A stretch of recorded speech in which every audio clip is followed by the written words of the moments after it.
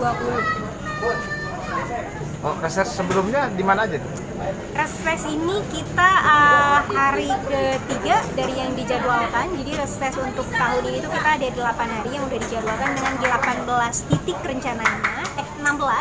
Kita punya 16 titik dan ini adalah titik kelima. 2 hari sebelumnya kita ada reses pertama itu kita di mana ya? Grogol. Pertama tuh di Grogol Petamburan, yang keduanya juga masih di Grogol Petamburan untuk kelurahannya, dan yang ketiga kita ada di Taman Sari. Ini titik kelurahan keempat tadi di Meruya untuk yang sore, Meruya Utara apa Selatan? Meruya Utara. Utara saya dengar. Hari ini kita ada di Kelurahan Kembangan Selatan. Jadi masih ada besok 1 hari dan masih ada 4 hari di 2 minggu ke depan. Jadi kita dalam 1 minggu diagendain 2 hari aja. Mantap. Isi agenda dari reses ini apa sebenarnya? Sebetulnya agenda dari reses itu sederhana, dia hanya bentuk sebagai tanggung jawab anggota DPRD untuk turun ke dapil, ketemu dengan konstituen, kita menyerap aspirasi, kita berkoordinasi juga dengan warga, sekaligus yang melaksanakan fungsi dewan, fungsi pengawasan khususnya. Jadi kita memastikan bahwa program-program pemerintah ini bisa diakses dan lancar di masyarakat. Ini juga sebagai bahan pertimbangan bagi saya gitu ya, seorang anggota dewan, untuk nanti kira-kira program-program ke depan yang bisa direncanakan yang tepat sasaran dan tepat guna dan tentu saja dibutuhkan oleh warga Jakarta. Jadi jangan ada lagi program yang sifatnya untuk kepentingan penyerapan anggaran, tapi juga program yang harus berbasis kebutuhan dari masyarakat itu sendiri dan khususnya untuk konstituen saya di Dapil 10. Oke. Untuk dua lokasi sebelumnya, aspirasi apa yang sudah diserap oleh? Di 2 lokasi sebelumnya rata-rata sih kalau aduan sejauh ini di Jakarta Barat yang paling besar itu adalah akses air bersih. Karena memang masih diakui bahwa layanan air pump di Jakarta Barat itu masih belum maksimal. Jadi belum ada sumber yang bisa dimanfaatkan secara maksimal di Jakarta Barat. Maka dari itu layanan akses air bersih ini menjadi agenda utama, khususnya kita di fraksi PSI untuk selalu memperjuangkan bagaimana PDAM bisa memaksimalkan layanannya.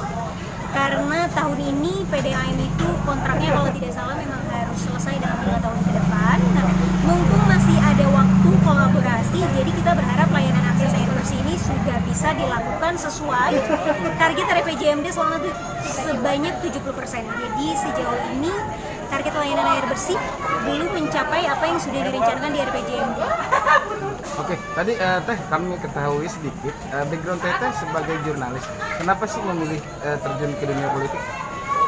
Kenapa memilih? Nggak ada rencana sebelumnya dan tidak pernah berencana untuk masuk ke dunia politik sebetulnya. Jadi awalnya ketertarikan di politik itu lebih ke, saya membantu teman-teman saya ketika teman-teman saya yang bangun PSI. Jadi waktu itu mungkin karena saya identik dengan anak muda dan kebetulan PSI di awal pembuatannya atau di awal ide-idenya adalah harus anak muda yang sama sekali belum pernah masuk ke politik. Nah, saya salah satunya. Jadi lebih ke mungkin ketidaksengajaan kali ya.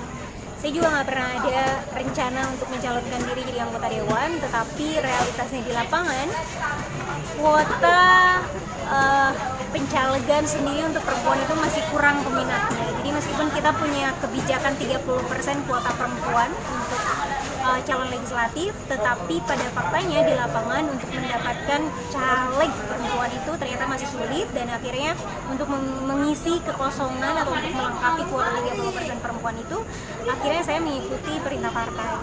Jadi yang saya lakukan ya menjalani takdir.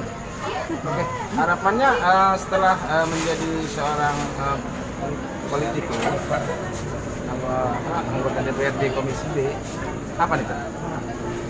Paling tidak saya bisa memberikan warna kali ya. Kalau mengubah secara keseluruhan konstruksi politik yang sudah ada, kayaknya tugas saya besar banget kalau melihat ke situ. Tapi paling tidak saya bisa memberikan warna, memberikan alternatif dari situasi politik yang ada hari ini.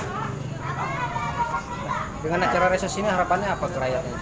Harapannya saya bisa berinteraksi lebih banyak dengan warga, dan warga juga bisa menyampaikan aspirasinya dengan bebas ke anggota dewan. Sekaligus juga ini pendidikan politik kepada warga, sebetulnya apa sih kerja-kerja DPRD gitu ya. Makanya setiap reses saya selalu diisi dengan memperkenalkan tugas dan kerja saya. Karena anggota dewan itu bukan Santa Claus yang bisa diminta oleh warga kemudian kita mengabulkannya. Karena poinnya tidak di situ. Tetapi poin penting dari reses ini adalah menyampaikan bahwa ini loh kerja-kerja DPRD, ini loh proses-proses demokrasi itu berlangsung gitu, bahwa apa yang dilakukan oleh pemerintah hari ini tuh bukan semata-mata ada karena ada, tetapi juga ya memang berasal dari partikel-partikel kecil atau katakanlah aspirasi-aspirasi dari ekosistem warga sebetulnya yang memang harus dikelola dengan lebih baik lagi dan tentu saja diperjuangkan, tidak hanya didengarkan, tetapi ya itu tadi bagaimana aspirasi warga ini menjadi sebuah hal-hal yang bisa dia realisasikan barangkali ya. Tapi itu juga harus melihat ke indikator apakah realistis untuk dilakukan atau ya itu bisa dilakukan secara personally atau simultan gitu, tidak melalui dengan proses pemerintahan yang panjang, birokrat dan lain-lain. Oke, tambahan dikit deh. Ini kan anggota dewan ini yang namanya anggota DPRD itu penuh dengan glamor. Kenapa Teteh nggak malu? Tadi bilang di audiens bahwa Teteh ini masih ngekos. Itu kan glamor kebanyakan pikiran lama kali ya. Ya itu realitasnya, saya masih beli anak kosan. Yang berbeda dari saya adalah tanggung jawab. Kalau gaya hidup itu nggak ada yang harus diubah. Sepertinya hidup saya juga baik-baik aja dari kemarin-kemarin. Jadi lebih ke tanggung jawab personal, tanggung jawab sosial, dan yang lebih penting dari jadi anggota DPRD itu bukan gaya hidup ya, tapi pekerjaannya, apakah dia melakukan pekerjaannya. Mau menyinggung sedikit perihal pribadi terkait tadi masih single. Kira-kira udah ada calon? Ada calonnya sih banyak Banyaknya. banget, tapi harus dipilih biar pas. Satu pertanyaan teh. Calonnya siapa calonnya? Hah? Sebut nama? Oh nggak boleh. Enggak, Ada. maksudnya dari Satu pertanyaan, anggota Teh. dewan juga atau bagaimana? Teh? Oh enggak, teman-teman diskusi. Ada diskusi ya. Pengusaha atau Dia teman diskusi sih. Kerjaannya masih sama, jurnalis juga. Boleh tanya Teh, menurut Teteh warga Kembangan yang tadi asik-asik atau gimana Teh? Saya termasuk soalnya. Kalau warga Kembangan asik sih, menurut saya warga itu asik, berkenalan dan wajar. Banyak pengajuan nggak Teh?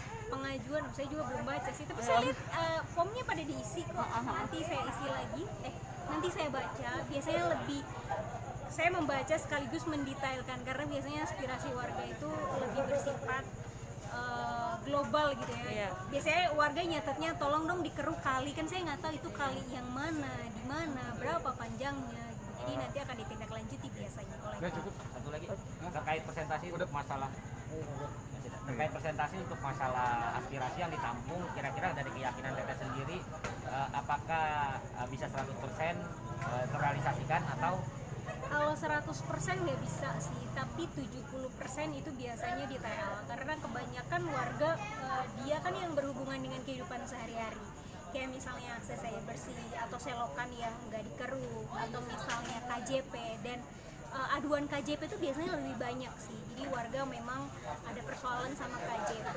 Tadi banyak nggak Teh? Iya, rata-rata tuh KJP yang paling banyak. Mungkin dari sekitarnya tuh bisa 50% dia mengadukan soal KJP, bagaimana cara mendapatkan KJP, kenapa KJP-nya bermasalah dan lain-lain. Dan itu kan ya dengan saya menelpon kepala dinas, koordinasi kan udah selesai.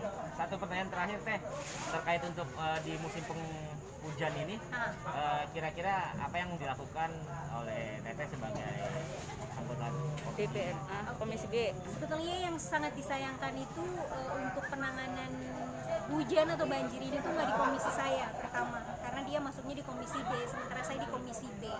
Jadi yang bisa saya lakukan ya saya hanya bisa berkoordinasi dengan kepala dinas, itu pun melalui anggota dewan di fraksi PSI. Jadi koordinasinya memastikan apakah airnya bisa dipompa, apakah pompanya jalan dan lain-lain.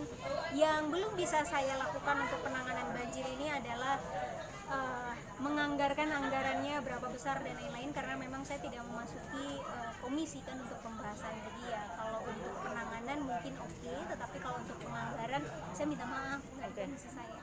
kayaknya Oke, cukup.